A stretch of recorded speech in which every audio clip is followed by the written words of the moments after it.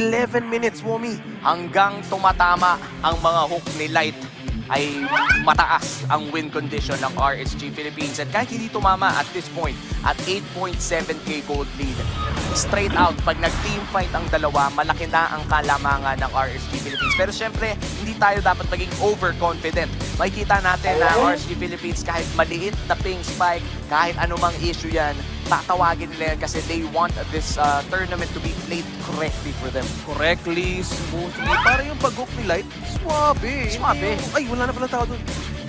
Minsan lumulusot. Kakaiba din tong Orgy Esports, no? Game 1, walang tipi-tipi, walang emote-emote. Ngayon, sumi-sticker na, tumitipi. Makakulit na ito ni Ipin, eh. Sigurado kayong confident kayo. Baka mamaya yung ipin nyo. Tingnan nyo. Dami Eman, Bennett, Nibiru mag-isa. Nako, mabi-flicker out.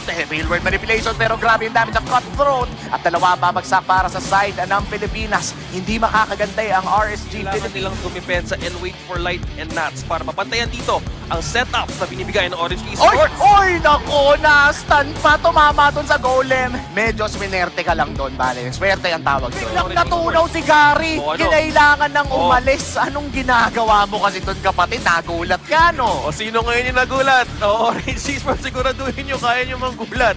Dahil habang nagkikita, si Eman, si Min ha, nag-TP yun ha. Nako, sinimula na Mahirap yan, ng ha? Orange Esports. Siguraduhin nyo. Medyo ginigigil yung RSG Philippines, eh. Early game kasi. Early game advantage for Orange Esports, advantage din kay Gary, level 7, but for the side of Demon Kite, medyo naulit talaga. It's level 5, but for Nats, tamang kuha ng item ng Enchanted Talisman, both onto A few inches later. Kagari! Kanina ka pa kasi! Ayan, it is a 1 for none. At nandyan na rin si Min. Nasa gitna ng marami.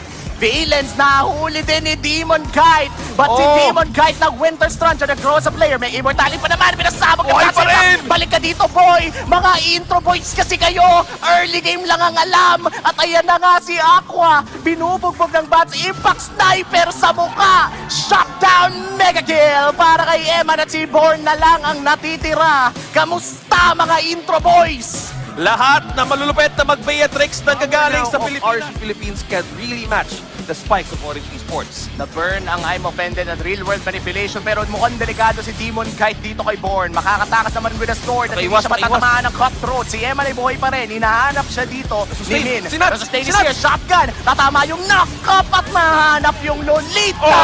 At isa pa, that is a 2 for none in the favor of RSG Philippines. Akala nyo! Akala niyo, malupit kaming umiwas ng mga Pinoy. Esports.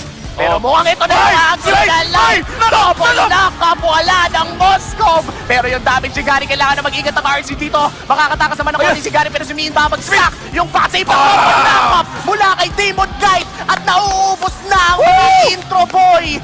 Early game lang naman pala. Baka late game to. Baka RSG to. Raiders mag-ingay at mukhang tatapusin na nga. Wala ka nang magagawa, Gary. Tsaka man, dahil ang Raiders, ang RSG, kumakatok na! A few minutes later.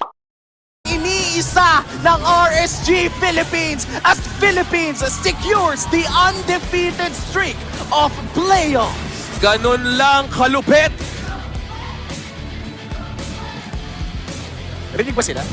Sumisigaw sila eh. Rinig. 3-0. Bro. Kunwari na lang tayo. 3-0. Well, napakalakas talaga ng mga Philippine representatives natin. My God. Ayun, no? No Ayun, no? defeats for this day. Sarap magwalis ngayong araw.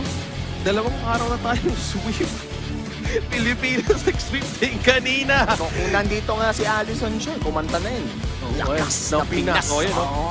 Malakas, Pilipinas, malakas. Oh, kahit ano na, we become the monsters. Malakas, Pilipinas, malakas.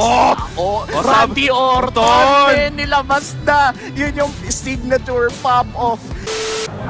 Siguro yung pagka-hype ko kanina about siguro sa fans. Kasi nung nagkaroon kami ng technical issues about sa Bagyanats, parang nagsisigawan sila na parang, alam mo na, yung laging sinisigaw sa Pinas po, post-strat, ganon, parang Pilipos. So parang sa loob-loob ko, papakita ko sa kanila kung ano yung sinasabi nila.